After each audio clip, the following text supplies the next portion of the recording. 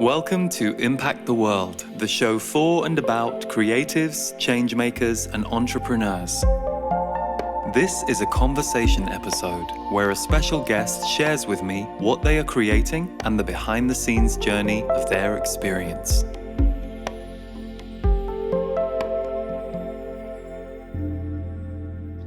Hello, welcome to Impact the World, and this week my guest is the wonderful Ainslie MacLeod. Ainslie is a past life psychic, a spiritual teacher, and an author, and an award-winning author. His books, The Old Soul's Guidebook and The Instruction, have been influencing many lives over the last 15 or so years, and he has been giving private readings for over 20 years now. So this conversation takes in many different directions. On the one hand, Ainslie shares with us some of his wisdom and knowings about how our life works as a soul, and how when we come to this planet and we incarnate, we come in with our soul blueprint and how it creates our personality. But we also talk about the art of giving intuitive readings and the experience of being a reader, especially among your friends and your local groups, and how that goes down for you.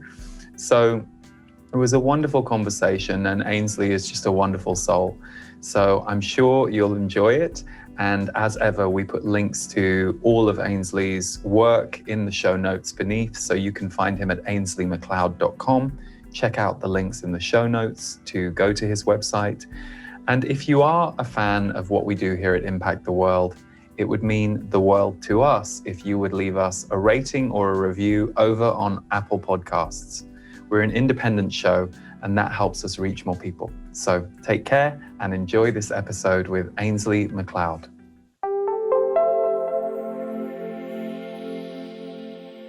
So Ainslie, thank you so much for being here. Welcome to Impact the World. Well, delighted to be here. Really looking forward to this. Well, I think I may have been aware of you some years back, when it was probably around the time that you were on Super Soul Sunday, because I saw a lot of those shows. Right. And then it was India Ari who was on the show and highly recommended you to be on the show. So when I got to book you to come on the show, I also decided to treat myself to one of your private sessions, which was fantastic. And we did it, I think it was a couple of months ago now. Right.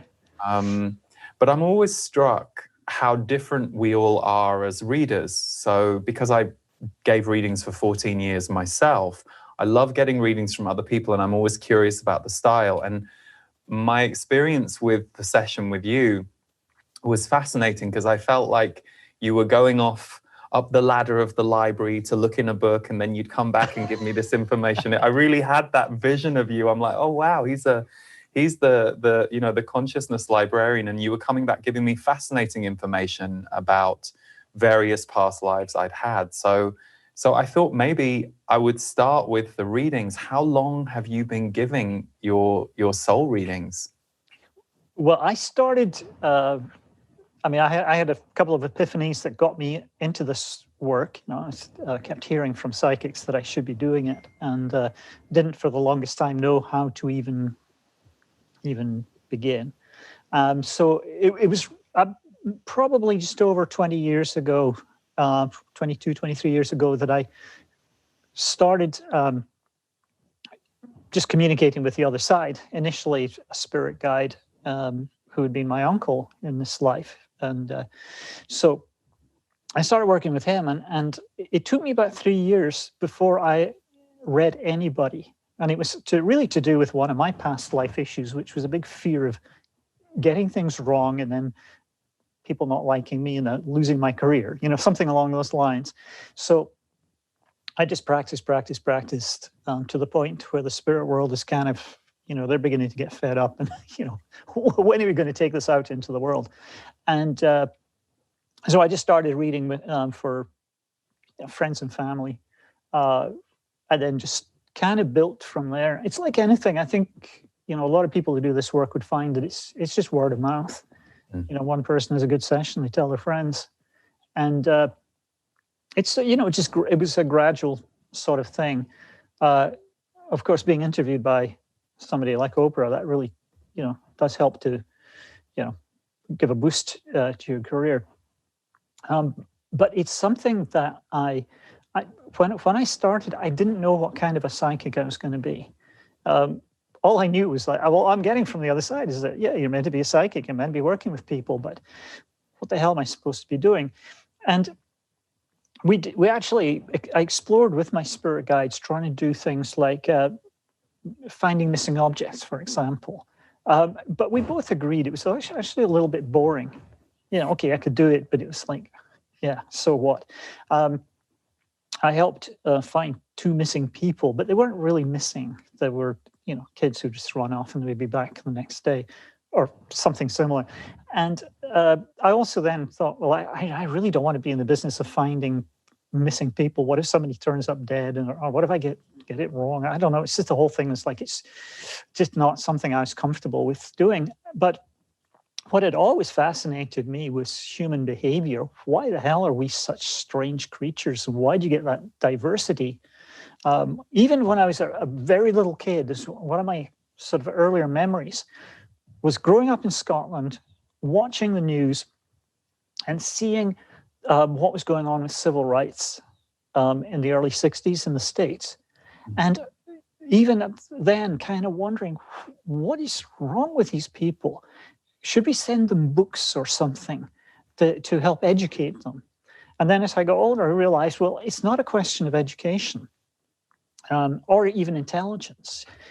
Why do you get somebody who is, dyed-in-the-wool kind of right-wing gun-toting, immigrant-hating, misogynist or whatever, and you get somebody else who's a peace-loving Buddhist, and why such diversity? And that was always a sort of mystery to me. What is it makes us the way we are? Somebody actually pointed out, I was just thinking about this the other day, it was long before I started doing this work, and I was still living in London. And they said, you notice that every time you talk about somebody or somebody says something, you immediately go to, why would they do that? Why would they say that? So we're always trying to analyze it. And so with the spirit guides, we eventually settled on, just really expanding on what was interesting me already, which is, what makes people the way they are. The big thing that kept coming up when I started reading people's past lives, and even I remember one person saying, I don't want to hear about my past lives, I'm only interested in this life. And within 10 minutes, we're onto a past life, because you can't explain this life without understanding the past. And that over the years has become a very big part of what I do. Understanding what happened in past lives to make you who you are, or to explain what you're working on, or you're trying to heal in this life, karma and so on. And the longer I've been doing this, the more I say this all the time, that you can never understand who you are if you don't know who you were.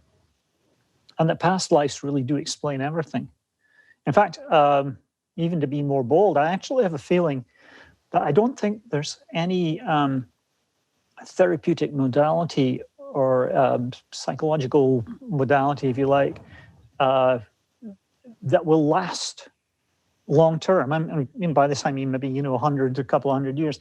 I don't think any one of them will last unless they take into account past lives, because I think it's the one part that explains everything that other modalities can't cover. I mean, all sorts of things like, our fears, our quirks and idiosyncrasies, but also physical ailments, all sorts of things are connected to past lives. We come into this world like kind of fully loaded computers. All this stuff in there, all the memories of past lives, they're all in there. And all the stuff that the soul wants to work on, the relationships that you're supposed to have, the people you're supposed to meet, everything's in the life plan. So what I just ended up doing is really looking at people's life plans, who you are, why you're here, and then looking at the past lives to clear out the blocks to helping you move forward. That's it in a nutshell, I guess. Yeah. Well, it's interesting because I remember, there were various things you said to me, but one of the things you said that made sense of my childhood to me you said that I'd had a past life where, and I can't remember, I'd have to listen to the recording, but this was either metaphoric or it was literal. You said you were like a highly expressive Italian child. Oh, yes. Who had been dropped off in Norway. That was literal. Right. That cracked me up, because the way the spirit guides expressed that. But I actually have in my notes, hold on, I got it right here. Yes, they said that you had a life in Lillehammer in Norway. And they said this came immediately after a life in Italy.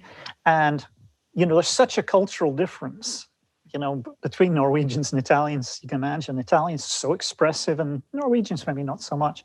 And the note I have here is that the spirit guides say you became the most expressive child in Norway. Yeah. I don't know, that cracked me up. Well, it made sense to me because I'd had a thing about Norway all my life, and I didn't get there until I think it was either 2010 or 2011 was the first time. I had this feeling that Norway was a home. Did it feel familiar when you went there?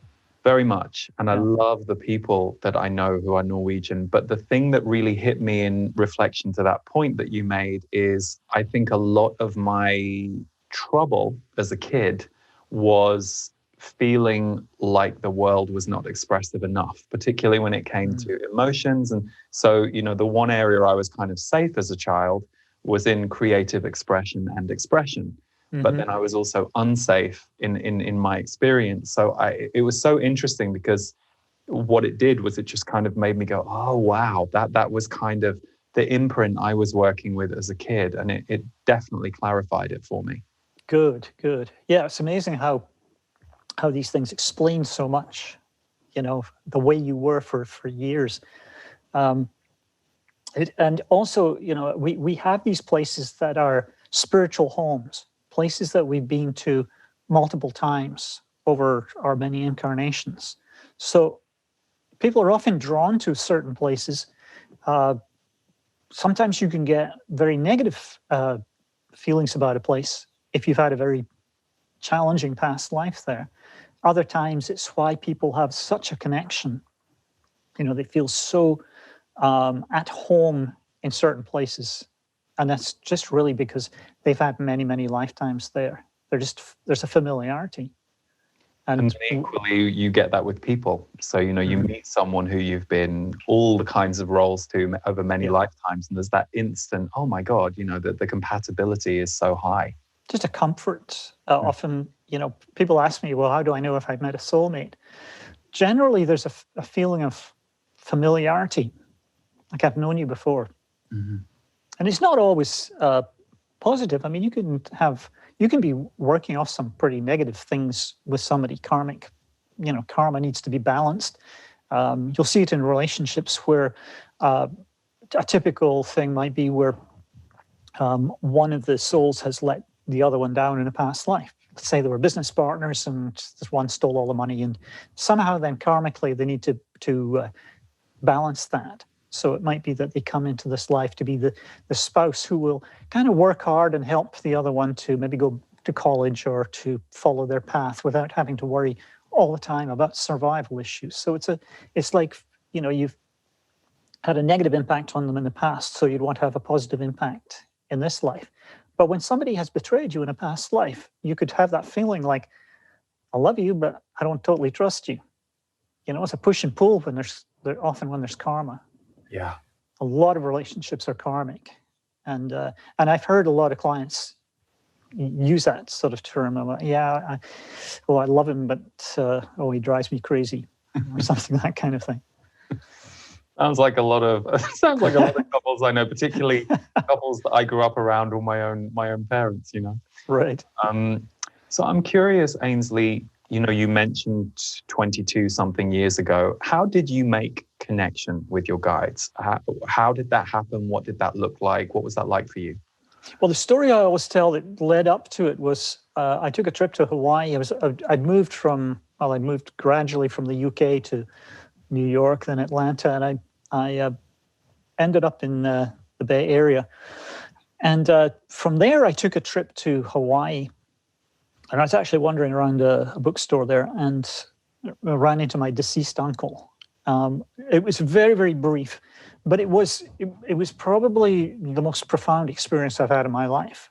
For about a second, he was there, 18 inches away from my right side, and with a very clear message about wanting to work together. So, and I'd kept hearing from psychics that I should be I should be working as a psychic, but also that my uncle, his name is John, so they'd say, oh, your Uncle John's a spirit guide, he wants to work with you. And I kind of go, yeah, everybody's got an Uncle John, it's like, And I'm curious to ask you, so you were going to psychics as your life? That was a weird thing that, I declared, when I was about 12 or something, that I was an atheist. I just had no time for, this woo-woo stuff or whatever. And I was certainly very turned off by, traditional religion or churches particularly, which is past life as well for a lot of people. But I was holding two thoughts, classic cognitive dissonance. I'm an atheist, but fascinated with psychics. I actually went to see my first psychic, this lovely little old lady, Bettina, little woman in London. She was absolutely brilliant. I went to see her the first time to debunk her. Somebody said, oh, talk to this person. I'm going, yeah, right. But even then, why would I want to go? I think there was a part of me really wanted to believe. And so I came out of my first session with her with, this is where I got the white hair from. It's like the shock, it's like, it's like a feeling of, wow, how the hell can somebody do that? How do they know these things? So after my uncle said that he wanted to work with me, I just gave it a try, just sitting there and kind of going, okay, John, are you there? And it was like, the weirdest thing, but I found that I could communicate very slowly. I mean, it was like, talk about a learned skill. I'm always a little bit suspicious of psychics who shoot from the hip,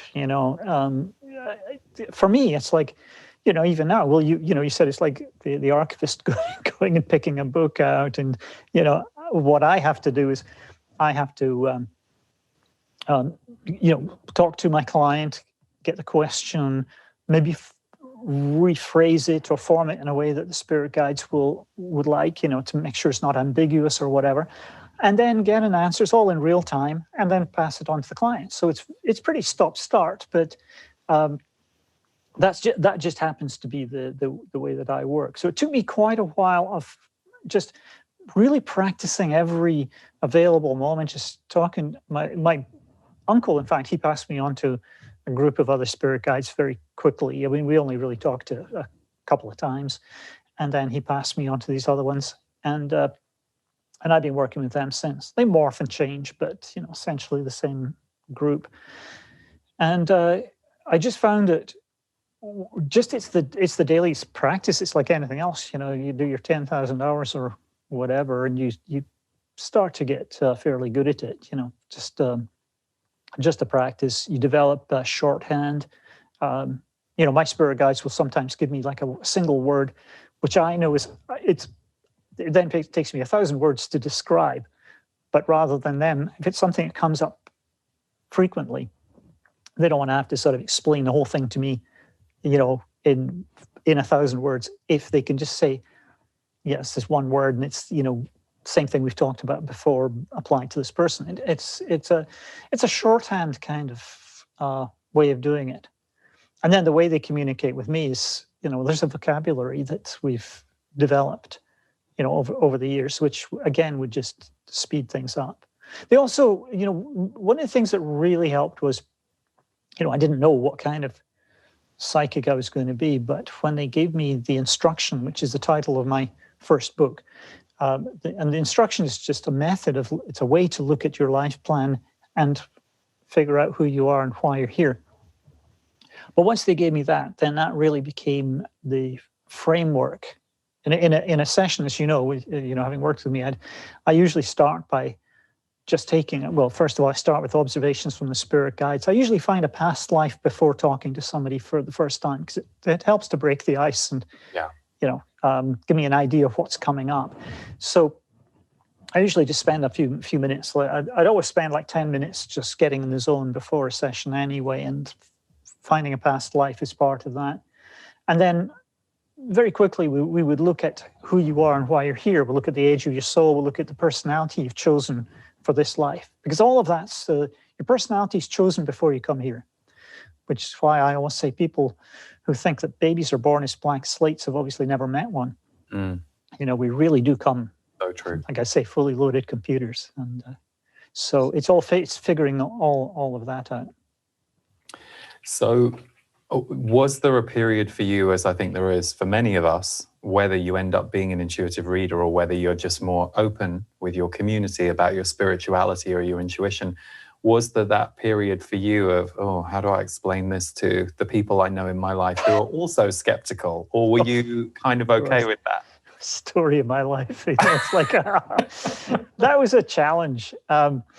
So, you know, I'm from Scotland, and you know, my people are fairly pragmatic. Yeah. I mean, I think it's why I ended up in the West Coast doing the work that I do. I don't think I'd have had the same career if I'd stayed in Scotland.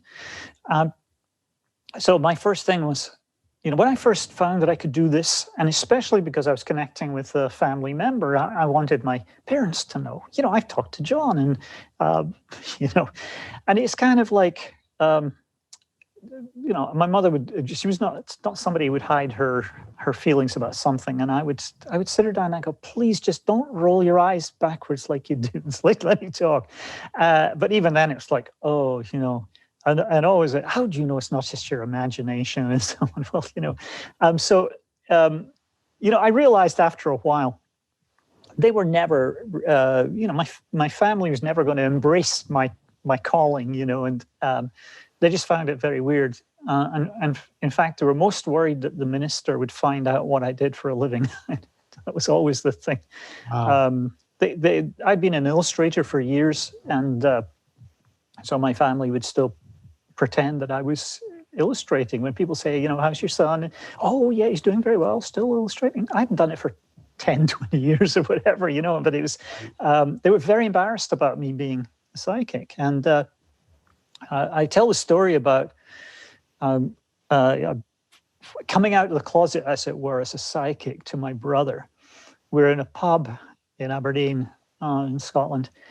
We've been going to the pub for years. We're standing at the bar, and I said to my brother, I said, I'm giving up my career as an illustrator to become a psychic. And he looks at me with his pint glass just up to his mouth. He just freezes. And totally unemotionally, he just says to me, so what's your website then? barkingfuckingmad.com? And I went, okay, well, not my, I think the conversation's over there. A lot of times when I would explain what I did, people would switch off, you know, it's just like, oh, really, this is just too weird, you know. So I just kind of, one thing I learned very early on is not to proselytize, not to try to convince anybody. When I talk about my work, I can give you example after example, I can give you stories, but I don't care whether you believe it or not. It really doesn't. It certainly doesn't at this point affect me or bother me one way or the other. If you know, if you're not interested, you're not interested. I'm not going to, you know, push it down your throat. So, but it was kind of funny that because of this, you know, and almost like embarrassment about what I did. You know, I'd always been considered, you know, in my family to be the sort of odd one out. You know, like the sort of, you know, weird. Touchy-feely one, you know, like I was the one who'd be talking about emotions when everyone else is rather uncomfortable with it. You know, I really was the first person, I think, to be interviewed by Oprah, where the family didn't tell anybody. It was like trying to, right. You know, trying to keep it really quiet. You know, it's like hope nobody found out. And you know, so it bothered me when I, you know, first started, that sort of lack of acceptance, lack of encouragement. But after a while, it's just, well, I'm not going to give up what I'm doing. You know, it's like immensely satisfying. And if people don't get it, that's just too bad. it's only so much I can do, and I'm, like I say, I'm not going to force it on anyone. Yeah. Well, and it's interesting because I remember very clearly for myself, there was a way that I would answer that question in conversation. I kind of developed like a one-line answer, which is, I work in spirituality and self-development. And that was it. And you'd either see people go, and they weren't interested and they'd move on, or you'd see people slightly light up because they knew what you were talking about. Then they'd ask me another question, then I'd give them a bit more. That was how I learned to do it after some awkward exchanges. But I also remember very specifically, I probably 3 or 4 years into doing readings at this point. So it was kind of my main job, but I took one theatre job of directing something that I was asked to do by a friend, and I thought it'd be fun. And so I did that while I was doing the work. And a couple of the cast members found out. I gave one of them a reading. She had a really powerful experience. So it went round and I remember one night in the bar, one guy being quite combative with me because he said, so tell me about this. You've got guides. And I just said, oh, it's all on the website. You can go and look at it there. And I remember him going, I don't want to hear it from the website. I want to hear it from you. And I just said, it's nighttime. We've had a really long day. I'm sorry, I'm not interested. I said, I'm feel free to look at the website and then we can have a conversation. But he was so combative, and it was that kind of, I'll take you on thing. And I thought, I'm not here to play this game. Luckily, I was enough years into it at that point that I think if it had been a few years earlier, I probably would have been a bit more pulled around by him. So it's an interesting thing. I think it's good to know. Well, it's really sort of basic boundary setting in a way as well. I have found that that thing where you just throw out a couple of words and some people respond. They pick up on it. The word spiritual or psychic or whatever, and a certain person will hear that and go, okay, like I want to talk. And other people where you tell them what you do, and it's just they don't even have a follow-up question. It's just kind of okay. I used to be very embarrassed about what I did, because psychics don't have the greatest reputation, or it's like there was a book I came across one time. It had I think it was like a book of lists or something. The sleaziest ways to make a living. Being a psychic came. It was almost last. It was below prostitution and just above being a mafia boss. And I thought, well, that's how it's perceived by certain people. So when I first started doing it, I was trying to find different ways of describing myself, but nobody knew what the heck it meant. I was trying to, intuitive channel or whatever. They go, what, and I had this experience where I was at a party. And the host's father, who was very deaf, asked me what I did for a living. And when people ask me that, I would just kind of usually go very quietly, I'm a psychic. And, kind of hope nobody heard, because I was really quite embarrassed. And so I go, I'm a psychic. And he doesn't hear me. And he goes, you're a psychiatrist? I'm going, no, psychic. He's going, psychologist? I'm going, no, psychic. And then everybody in the party is looking around, and I'm kind of going, you know what, the world didn't end. Everybody knows I'm a psychic. And then I just sort of embraced it from there on. I thought, oh, what the hell, there's not really a better way of describing what I do. Maybe past life psychic, of course, narrows it down a little bit. But once I kind of got over that, it made a big difference, because I think initially it's a feeling of having one foot in, one foot out. I was still worried about what people might say or think about me.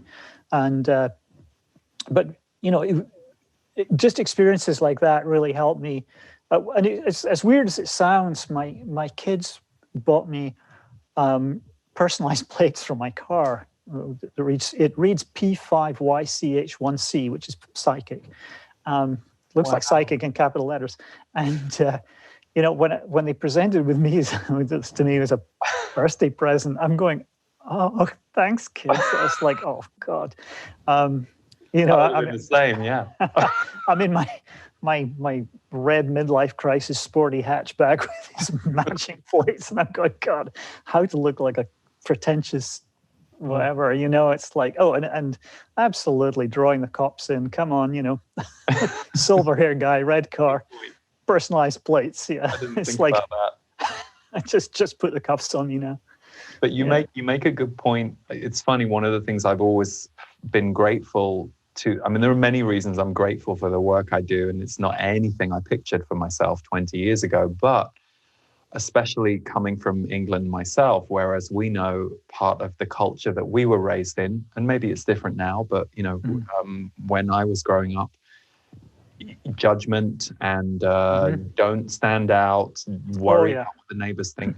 So in a weird way, because I was very like you for many, many years, and I've got more comfortable with it now, and I also just don't talk about it that much unless someone asks me or unless someone knows what I do. And I think that's common for all of us. You know, we're often with our friend the plumber, but we're not necessarily talking to them about what they're doing, you know, that day with sinks, toilets, and making a housework.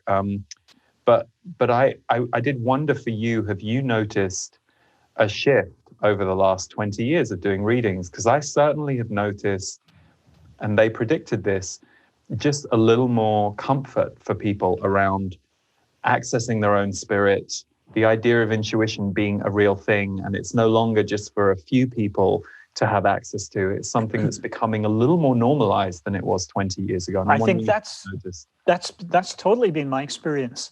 So yeah, in the time that I've been doing it, I think it has become more normalized. I think, well, people like Oprah have made a huge difference, you know, in terms of getting this stuff more into the mainstream. But it is also part of the shift in consciousness that's going on right now. You know, this transformation was actually the title of my second book. And the transformation is a shift in consciousness that's really taking our species to another level. If you look at the way the world is, the spirit guides I work with they often say that the world was never meant to be the way it is. And, you know, we've screwed up pretty badly. And it needs to be fixed. And in part, this shift in consciousness, the hope is that it would be something of a rescue mission. And, you know, we need a lot more equality, recognition that we're all souls, we're all deserving of, you know, good stuff in life and so on. And I think more and more people that I'm talking to are open to this stuff. I mean, I just think there's a greater awareness, and I think a shift away from how things have been. You know, again, that sort of recognition of there's something going on. You know, you feel it inside that, you know, you're not the same as your parents, or you've got a greater level of awareness, you know, spiritual awareness, if you like. I think along with a greater awareness that spirituality and religion are not the same thing. And I think that's helped because there's a lot more material out there, like, you know, spiritual type books and so on. You've got, you know, I mean, loads of stuff on YouTube or wherever. We're exposed to much more now than I think we were before. And a lot of people had, if they had a spiritual bent, they're probably going to have to express it through religion in some way. It was like the sort of go-to thing. Whereas now I think it is the you know, you can have the two together, but the recognition, greater awareness that they are not the same thing. And a lot more, you know, I work with older souls, of course, like you would have. And these are people who would generally describe themselves as more spiritual rather than just religious. Yeah. It's part of the journey, really, to get to that point. So in a way, there's not been a better time. I think it will continue to get better for people who are on the spiritual path. But there's a big difference between, if you look at the amount of material that's out there now compared to 20 years ago or 40 years ago, you know, it's huge. Really, really different. And the level of accessibility, but also diversity, which is great. There are many different ways that people connect to it. Like I remember a friend once said to me, they said, "Oh, you're going to really like this person because they're spiritual." And I met them and I was like, well, we couldn't have been more different. And there was nothing, you know, there was nothing bad between us, but we weren't going to click. And it wasn't just this assumption that spiritual is a thing, in much the same way that I think people's skepticism of psychics or intuitives The one thing that for me has always underscored that work, both in the work I do and in the kind of readers I like to go to, like yourself, is whoever is doing it has to, for me, has to understand it's a therapeutic art. Mm-hmm. Not about proving that if you're there to prove that you're a psychic, you're in trouble and so is your client. But if you're there to be a facilitator of psychic intuitive information for the good and the benefit and the positive transformation of the person you're working with, and that you can hold all of that and be that bridge, then we're really getting somewhere with it, because you're inviting someone else into their own energetic intuitive field, rather than saying, I'm the important one who knows all this stuff about you and you can just sit back and be wowed. Right. Oh, absolutely. You know, I think it's such an important thing to take the ego out of it. That was really I mean, not so much getting the ego out of it, but for me, when I first started reading people, it was to get rid of any expectations that I had myself. It is simply to be a conduit for information from the other side. But of course, my talent, if you like, is being able to tap into that and interpret what I get as well. And especially when it comes to past lives, you look at a past life, I can make any number of connections because I've been doing it so long. I see how these things will always show up. So where was I going with that? How did we go into that one? We were talking about the therapeutic nature. Yes. You were talking about being able to make the connections quickly. I think keeping the ego out of it, because you do get the. I've had that. I even had it with somebody once called me up. It was 10 years ago, and they said, before we get started, tell me what color my shoes are in the closet. No way. Well, that's the spirit guys. It's not my job to do that. I talked to the spirit guys. They said, we are not going to be tested. It's just not going to happen. Well, she goes, well, how do I know you're any good? Well, I have a money back guarantee. I mean, I'm pleased to say that it's been years since anybody's asked for the money back, but it's available there. If you don't like the session, they'll happily refund the money. But I'm not going to, tell you what color your boots are in the closet. It's just that is kind of the point. And I think that's what I've learned now is that there is some idea that a psychic is a person who can tap into information and prove to you they can. And that's where we miss the point. Because any psychic session that you go to is two of you. And actually all the psychic is doing is tapping into realms around you that are available because you're on a soul level giving permission to help you remember and re-access. So it's not this magic trick that I think is often the way that people in the judgment camp or the suspicion camp or just the separation camp, that's the story that I think is running for a lot of people. And I think a lot of people think because you're psychic, you should be somehow, there was somebody years ago, at the end of a session, I will say at the beginning of a session, well, tell me what the main things you want to cover, just to avoid disappointment. And this guy said at the end of the session, well, I'm pissed off because, you didn't mention my daughter. And I'm going, well, you didn't ask me about your daughter. Well, you're a psychic. You should have picked up on it. It's like, it doesn't work like that, It's like, well, I'm supposed to somehow have every bit of information about your life coming in there and filtering through. I'd go crazy if that was happening. It's like you're responding to questions.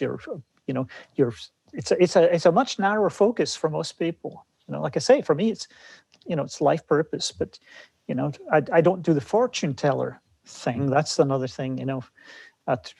Joking about this the other day, but years ago, 23-year-old girl said to me, she just broken up with her boyfriend, and she said, "Will I ever meet anyone again?" And I'm going, whatever? Will I ever meet anyone? I'm going at the point I'm pushing 60, and she's just left her 20s. I'm going, I think you'll be okay. It's like, but I don't do the fortune teller. I'm not, of course we touch on the future and so on, but I do try. What I have found that really helped, especially in the early days, was to be very clear, like on my website, this is what I do, and I'm not a lawyer, I'm not a doctor, I don't do this, that, and the next thing, to really sort of make sure that, there's no disappointment there. Also, at the beginning of every session, I probably said it to you, because the guides will always say this, it's a discussion, not a lecture. So it's really a collaborative thing. It's you, me, and the spirit guides figuring things out. And I think it's much more, what I do is probably much more like intuitive coaching, if you like. There's a huge coaching aspect to it, helping people with their businesses, or whatever, or getting out of relationships and moving on, or whatever. There's a very strong coaching aspect to it. Well, and this feels like a good point to bring in, maybe, that, for anyone watching or listening to this show, and you either are already a reader or an intuitive coach or a psychic, or, whatever your name is for yourself, or you're thinking about it, one of the things that I've loved watching over the years is watching the rise of more and more people stepping into this work. And, I think that's also one of the reasons this show exists, because I felt like it would be useful information to hear about everyone's journey for someone who's going into it. But I own, just in the last month or so, a couple of people from my past who I don't know very intimately still, but I'm still kind of loosely in touch with them. They've started becoming readers.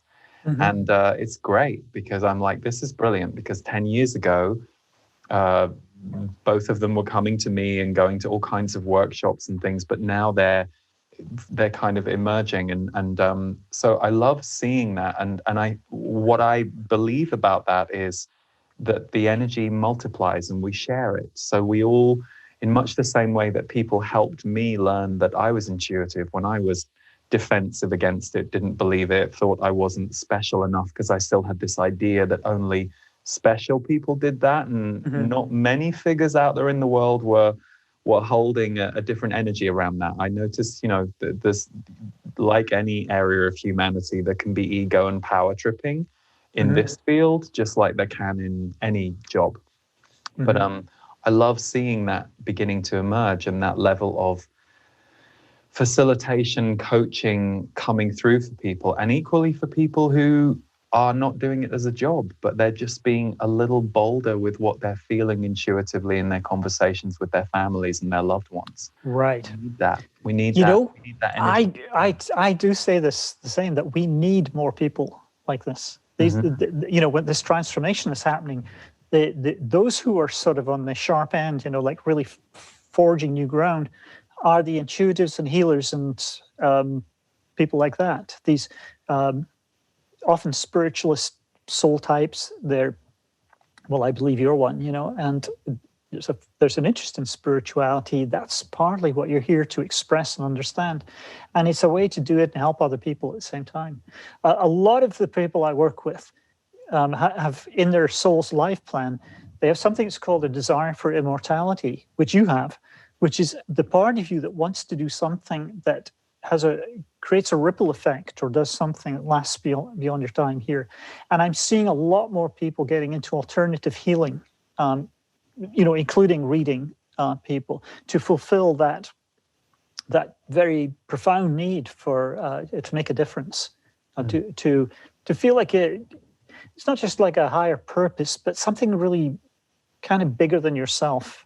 And I really do feel like, I truly believe that maybe it'll be 100 years, 200 years from now, but we will go to the doctor's office and there will be a psychic there to help you with the intuitive stuff, the deep-rooted causes of your ailment, or why you're holding that, whatever it is, in your lungs or whatever. I really do think it's the sort of big missing piece.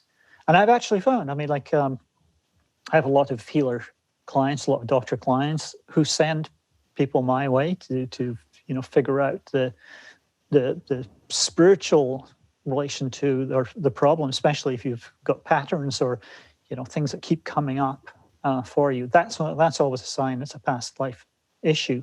And sometimes people don't get better physically because they haven't worked through the underlying cause.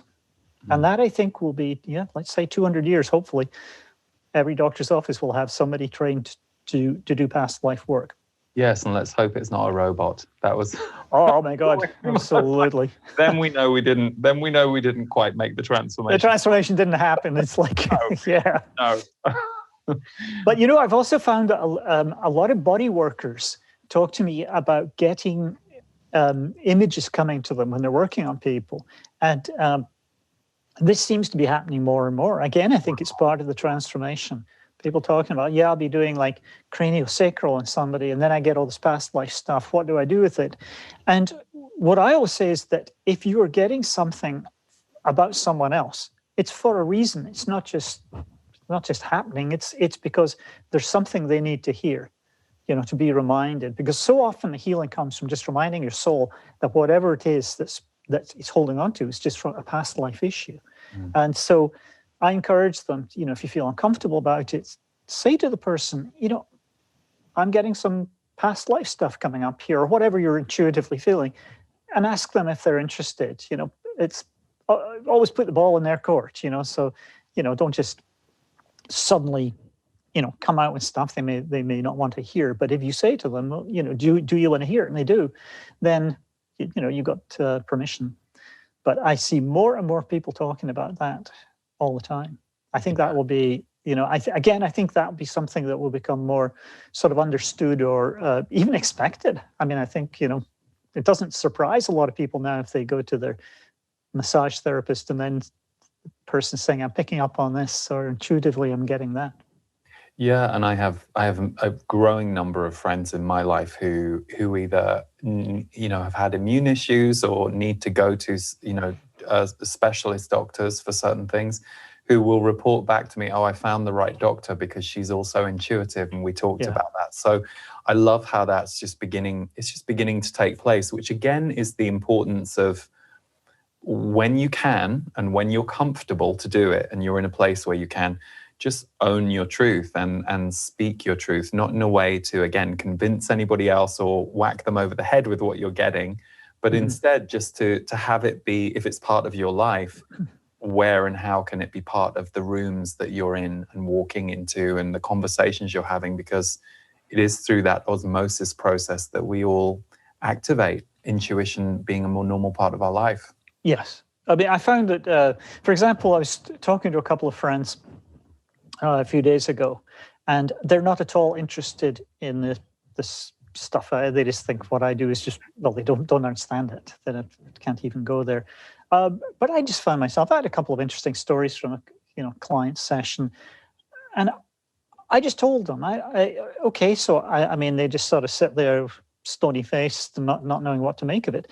But there's no reason why I shouldn't talk about it. It seems like, that it's important to me, but also I think it is important to share these things.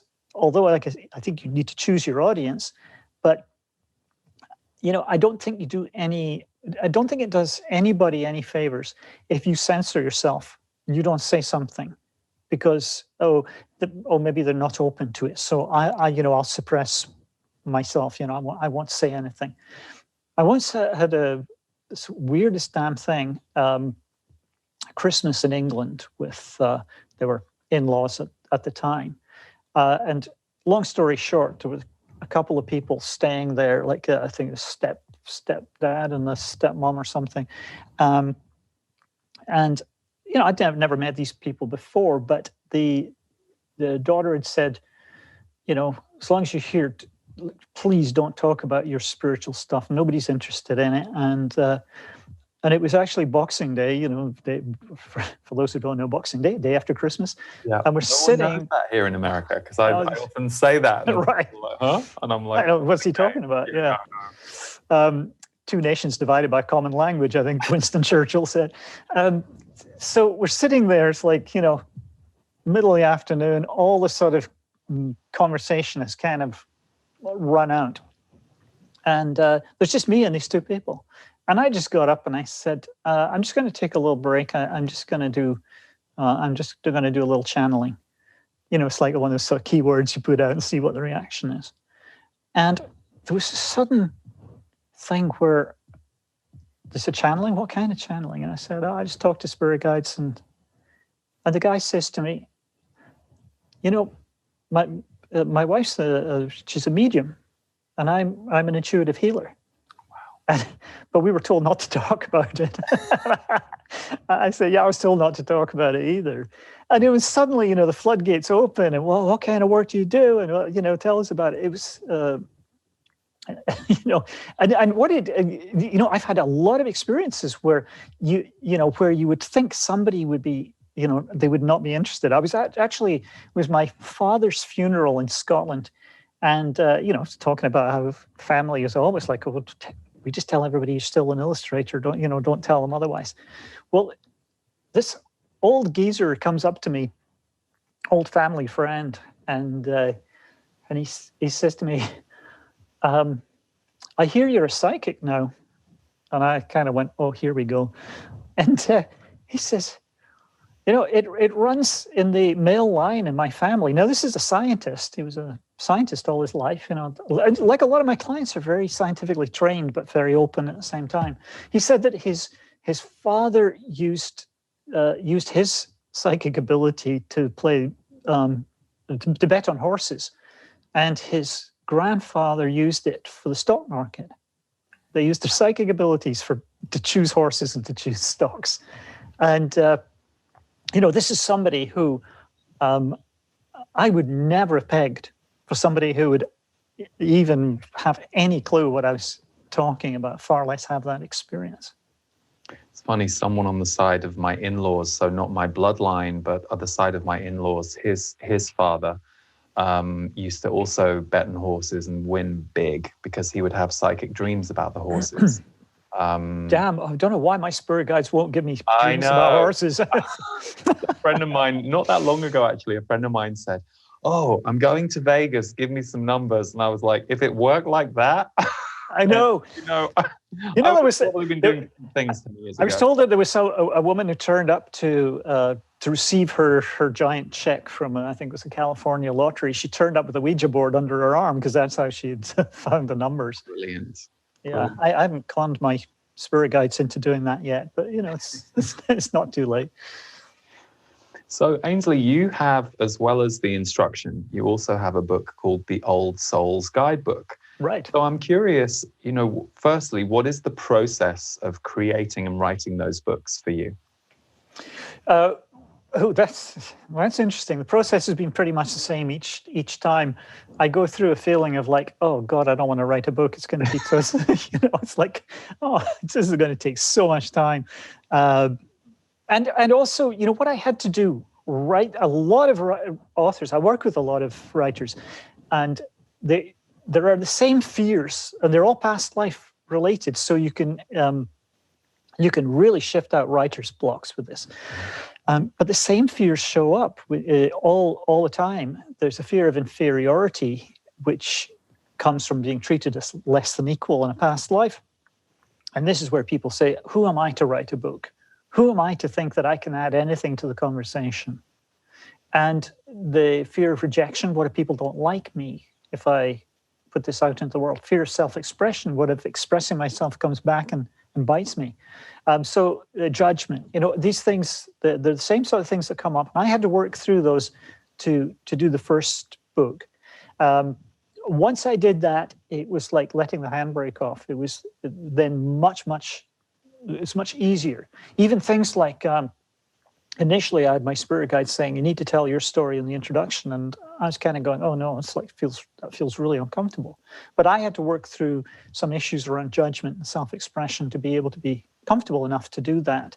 And it was one of the best things I did, because once the book came out, people were saying, oh, love the fact that I'm not coming from this ivory tower, and I'm not an academic. All my knowledge is not from the books I've read, but it's from life experience. And people really seem to respond to that. So the process has been kind of the same, working through a little bit of, I did the bulk of the past life work before the first book, and then a little bit as I got to certain points with each of the other books.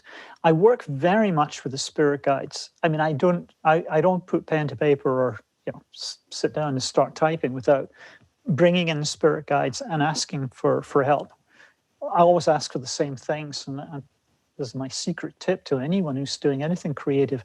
Ask your spirit guides every time you sit down or do whatever. Ask them for ability, creativity, clarity, inspiration, and talent. And what I found is that little request gets the spirit world engaged. And it sometimes there'll be times when I'd be writing and it's not flowing, and I'd realize, oh yeah, I forgot to bring the spirit guides in. So it just becomes an automatic thing. I wouldn't dream of even talking to you today without asking the spirit guides, hey, please give me ability, creativity, clarity, inspiration, and talent. And they know what to do and enhance your experience. So when it comes to the writing thing, I actually love the experience of actually writing. So sitting down and being a writer, the sort of thing where you clear the desktop and you got your notes and that moment where you type the title of the book and your name, and it's like, whoa, I'm a proper author now. It's like great. I have my little ritual which helps. So like I bring in the spirit guides. I would normally light a candle. I always have a cup of tea. It's just like, and it's a happy. Ainslie, I have to ask you as a Brit, what kind of tea? Well, okay, it's the afternoon, so this is a bit embarrassing, but decaf green tea. Let's not talk about that. You're very well behaved. Very well behaved. But normally it would be, yes, a good strong English breakfast tea with right. Yeah, right. It's, and hot, not like the good Americans with a cold tea. Jesus. Do you find it a struggle to get a good cup of tea in the States? Well, it's funny. I think I was destined to end up in the States because I was always coffee. Like I've never been super interested in. I like herbal tea. But my mom and my late dad could drink Tetley tea. I'm not kidding. Like they would probably drink 15 to 20 cups a day. Yeah. Like I had to encourage them to drink water about 20 years ago. And every now and then they will. So yeah, no, I was never into the traditional tea, but I like Yorkshire and I like Earl Grey. Yeah, good traditional stuff. Yeah, and none of the fancy stuff for me. It's like good traditional black tea. It hits very the good spot. Yes. Well, and I'm also curious because you bring up talent and creativity. One of the things that I like that you write about on your website is you say that you return to art after a brief hiatus of 45 years. So your artwork is beautiful. And so, tell us a little bit about that return and why it came about and your process with that. Yeah, I painted. I was always artistic. I was drawing cartoons almost from the moment I was born. Excuse me. I mean, I remember being very tiny and drawing cartoons. And then, I went to art school, studied graphic design, but I painted for the first year there. I was so that was like I was 18, 19 years old. And then I didn't paint again until it was 2 years ago. I had open heart surgery to repair a dodgy valve. And, so I wasn't going to be able to do the regular work for a while. So I just got myself some canvases and some paints and just decided that was going to be my therapy. So I didn't actually know if I'd still be able to paint or not. I really didn't know if I'd still have it. In my head, I could do it. And I think that often helps. If you can visualize something, then it makes it easier, I think, when you come to actually doing it. If you're a musician, maybe you can, play piano and you can visualize it and then see it, then be able to apply that. So similar sort of thing where I seen myself doing it and then I started painting. And it came back to me pretty quickly. And then I started just working on some. I'd always wanted to do large canvases. I was an illustrator for years, cartoon illustrator, and a lot of detailed work. I look back on it and it's like, oh my God, so I have so little attention to detail. For some reason, I chose a career where drawing little people all the time. And when it came to the painting, when I really said, well, what do I want to do? Well, one thing is I don't want to be kind of working on tiny little miniatures and, I have cataracts anyway. I need to get this fixed. So I just went big. I just got myself some 6x5 canvases and started painting portraits. I've always been interested in portrait painting. I mean, I haven't done it since I was 19, but I remember having a conversation at the time about whether I could have a career as a portrait painter. I think of myself as a figurative painter, not necessarily as a portrait painter. But I just right now I'm just absolutely loving doing it. I love my day job as well. That's the problem. Like I don't want to give up doing sessions, for example. Is immensely rewarding, so I don't want to give that up to be a painter or anything. But I'm one of these people. I need 48 hours in every day. I mean, just not enough hours. I have to do triage. I'm sitting here, I'm thinking about, I got this painting I'm working on, finishing up. I got my guitar here. I got my bass guitar. I got and then all these creative things I always want to do. Plus, I got a class to write, and I've got a book to work on, and it's like, I have to be very careful about that, because I can end up sort of dissipating the energy, not focusing. The jack of all trades sort of thing. So. Right now, these days, I do the psychic work and the painting more than.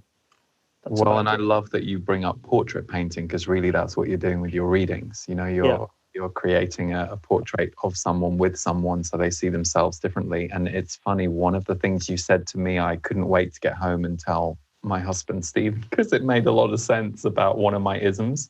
You said that I died in the snow on the side of a mountain because I was cross-country skiing, and I'd gone off-piste, and I was so tired. I knew I couldn't go up the mountain, and I couldn't go down the mountain because I would have died. So you said I just kind of got down and slowly froze to death. And you said people who've frozen to death often have issues with their extremities. Yeah. And I said, yep, I often have like cold hands. But I also, it made a lot of sense to me immediately when you said it to me. I said, oh, that's why I'm not good when I run out of energy. Yes. When I run out of energy, there's like a little part of me that's like, oh, I'm good for about an hour. And for about an hour, I can kind of enjoy it and go, it's okay, you need to rest. But yeah, it was great. I have found that consistently, the people who've sometimes if they've been worked to death in a past life, but wherever exhaustion is a factor, you'll find that people then, when they get tired, instead of just kind of going, okay, I'm tired, I need to take a rest, they get upset. They get weepy sometimes. It's all an association with the past life. The cold thing, again, I find out wherever hypothermia is associated with the death in the past life, people have Raynaud's disease, or they have cold extremities, cold back, cold feet, cold fingers. I find it all the time. Plus, the exciting thing with any of this work is the healing. Because really what you're doing is these things that we hold on to don't deserve to be there. It's just the biggest challenge the soul has is separating this life from the ones that have gone before. Because although this might be life 120 for you, for your soul, this is life number 1, because it doesn't die between lives like the body and the conscious mind. So it holds on to these memories of past lives, like we hold on to memories about things that have happened earlier in this life. And when you find a past life cause, and you're what you're really doing is by talking about it, you're reminding the soul, that was then, this is now, let it go. And I see the most incredible healing all the time, typically, where people say, well, can you help me with this? I've been to doctors and the doctors can't figure it out. That's usually, the moment I hear that, doctors don't know what to make of it, that, it's a past life issue. It's these ghost memories, these things we hold in our body. Migraines from head trauma, a car crash or something in a past life. Issues with your eyes from having blindness or cataracts in a past life. Jaw issues from being punched in the jaw.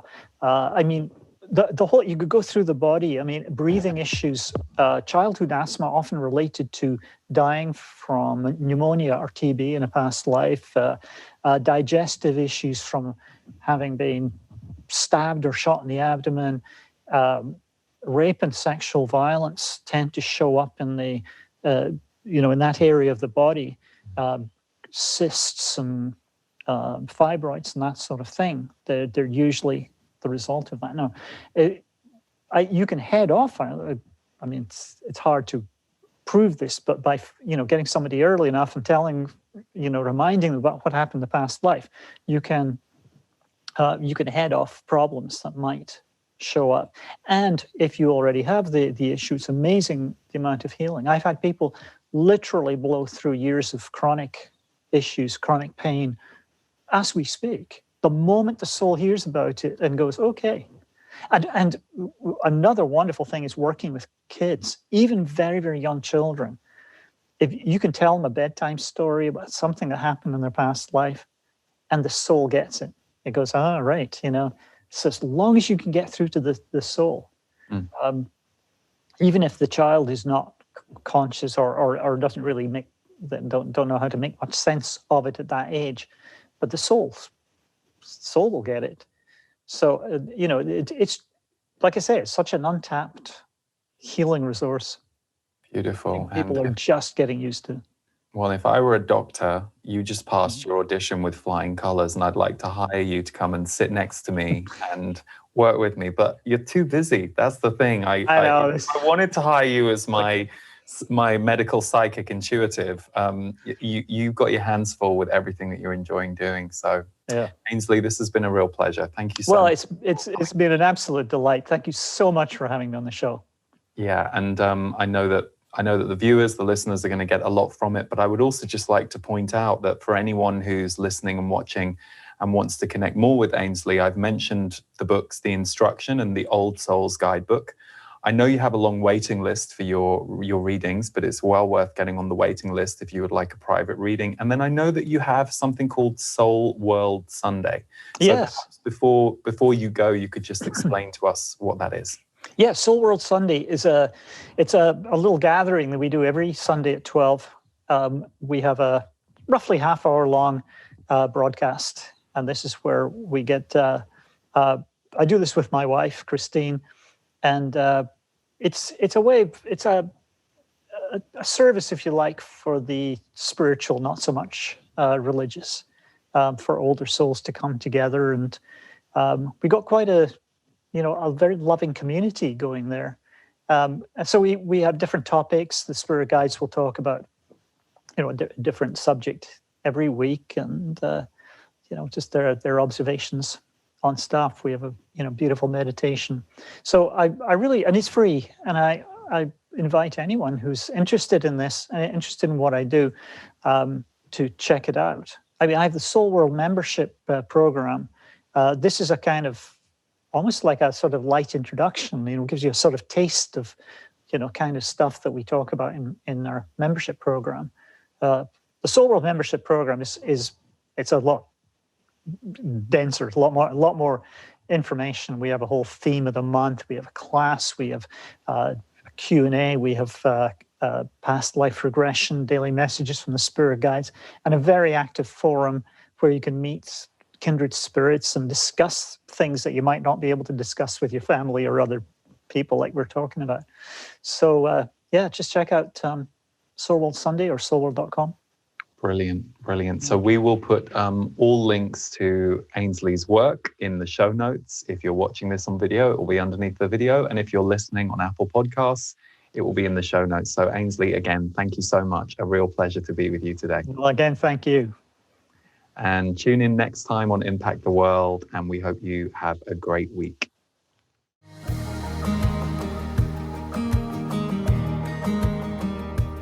Hi, I'm Lee. I'm an intuitive, a channeler, a musician, and you may know me from my monthly free energy updates that go out on YouTube and Facebook. You may know me from the Impact the World podcast, but I wanted to introduce you to my members community, The Portal. We've been a community now for 8 years, and my mission and the mission of my team every single month is to bring you wellness content, metaphysical content, anything that's going to support your life as a sensitive, as a healer, as someone who is newly awakening, but also to ground it in reality. So every month we bring you various tools to help you survive, thrive, and expand your life. I know many of you are out there bringing your own special gift or light to the world, and the portal is a hub that we hold along with our community members to support you on your mission. Every month I do a live energy tune-up broadcast. It's 90 minutes long. It allows me to go deeper on some of the energies that month and how they are affecting our specific portal community.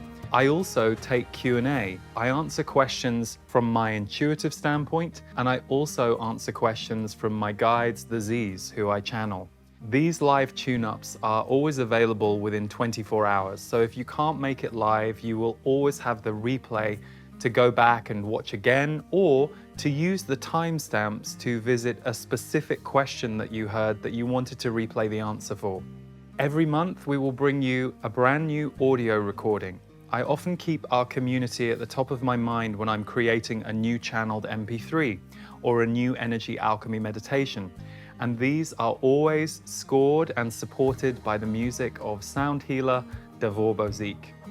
I also do several private behind-the-scenes video diaries. Sometimes these are what we're creating and what's going on here at the studio, but other times it might just be me at home talking about things that I'm noticing, really designed to give you and I an intimate conversation that I wouldn't otherwise put out there into the wider world. Stephen Washington brings you a special body energy update every single month. So Stephen is my husband, and he is also an amazing Qigong and wellness teacher. So I asked him several years ago to start creating some body medicine for us.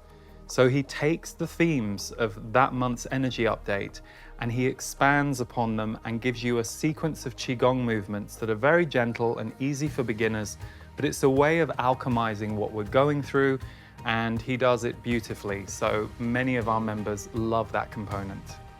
Stephen also has many meditations inside the portal, which you can access anytime, and we are expanding our meditation library as these months go on. You receive a welcome bonus of the Intuitive Power live event. So if you've never seen a live event of ours, we had an incredible film crew document our London Intuitive Power event in 2019, and you'll get all 5 hours of that content as soon as you sign up. And finally, we curate special monthly Spotify playlists. 2 different kinds: music to move you, so things that are a little more dancey, and music to soothe you, things that are designed to help your nervous system calm. We love introducing you to new music, and this is curated by our whole team. The Classics Library is another important cornerstone of the portal. It gives us an opportunity to bring you 8 different MP3 recordings from my vast library, but we curate them as to the titles that might be perfect for you at this time. So if you want some extra audio, you can go into the Classics Library and pick a topic that suits you. Alongside several discounts to portal members, our favorite thing is the energy of our community. So we have a private forum only available to members where you can share with each other, discuss, and learn from each other. So the portal really is a world unto itself, and it will keep expanding as the years go on. But there are some of our members who love every single aspect of the portal, and there are some who are there just for 2 or 3 things. So if you want to try it out for a month and see if it's for you, you can do that, because membership is available to cancel anytime, and we look forward to welcoming you in the portal if you choose to experience what it is that we are curating and creating for you here.